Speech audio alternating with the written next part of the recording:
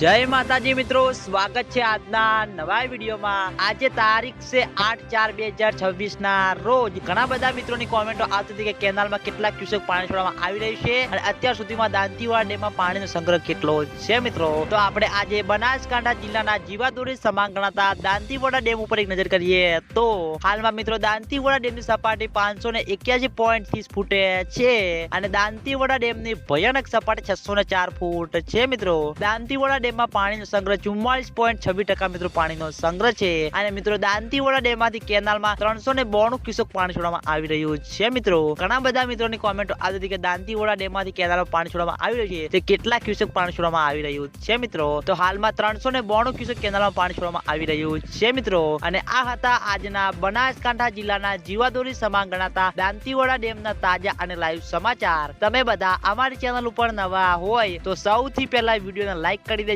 Comment કરી દેજો અને ચેનલને સબસ્ક્રાઇબ પણ કરી દેજો, જેથી કરીને આપણે દાંતીવાડા ડેમના અવનવા વિડીયો લઈને આવીએ તો સૌથી પહેલા તમને ખબર પડી જાય। તો મિત્રો, જય માતાજી।